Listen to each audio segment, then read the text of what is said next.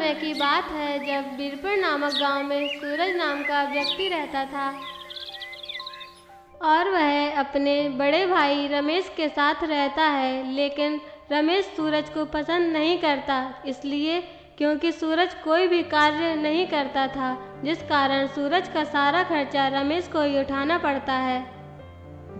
आज तो मैं इससे कहकर ही रहूँगा, आखिर कब तक मैं इसका खर्चा उठाऊँगा।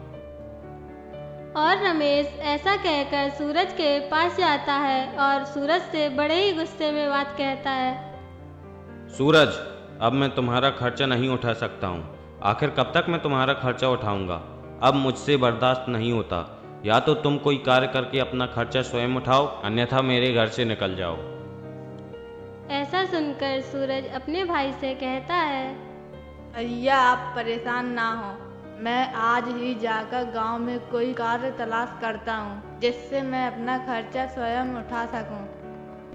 और ऐसा कहकर सूरज घर से निकल जाता है और सारा दिन गांव में घूमने के बाद भी उसे कोई कार्य नहीं मिलता है और कोई भी कार्य न मिलने के कारण वह उदास होकर जंगल की ओर जाता है और चलते चलते उसे किसी के कराहने की आवाज़ सुनाई पड़ती है।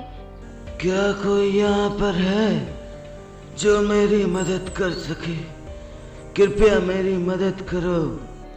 सूरज उस आवाज़ को सुनते ही बोलता है, ये किसके कराने की आवाज़ आ रही है, मुझे जाकर देखना चाहिए।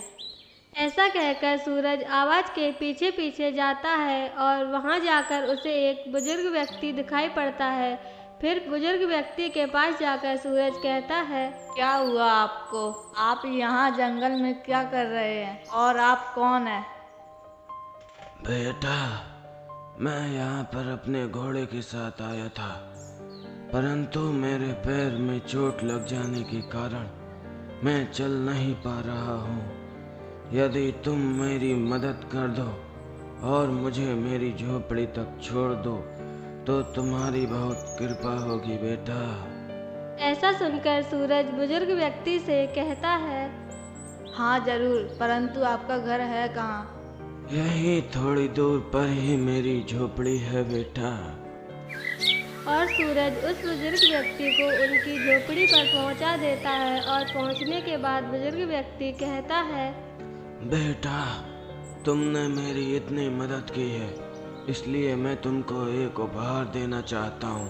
परंतु याद रखना, मैं जो तुमको उपहार देने वाला हूँ उसका प्रयोग तुम गलत कामों में बिल्कुल नहीं करना, क्योंकि वह उपहार बहुत ही अनोखा है और जादुई है। परंतु वह उपहार क्या है? बुजुर्ग व्यक्ति झोपड़ी से एक जादुई छड़ी ले आता है और सूरज को दे देता है और कहता है, बेटा, यह छड़ी जादुई है और इस छड़ी से तुम जो कुछ भी मांगोगे यह छड़ी वो तुमको लाकर दे देगी, किंतु इसका प्रयोग ध्यान से करना। आपका बहुत बहुत धन्यवाद। ऐसा कहकर सूरज वहाँ से निकल जाता है और थोड़ी दूर जाकर सूरज एक पेड़ के नीचे बैठ जाता है और जादुई छड़ी से कहता है, हे जादुई छड़ी, क्या तुम मुझे कुछ फल दे सकती हो? ऐसा ही होगा। फिर जादुई छड़ी बहुत सारा भोजन दे देती है और यह देखकर सूरज बहुत प्रसन्न हो जाता है। फिर वह अपने घर की ओर निकल पड़ता है। सूरज अपने घर पहुंचा ही होता है कि वहां पर तेज रफ्तार से घोड़ों पर सवार डाकू आ जाते हैं और गांव के लोगों पर बंदूकें तान देते हैं। गांव वालों के पास जो कुछ भी होता है वे डाकू सब अपने पास रख लेते हैं।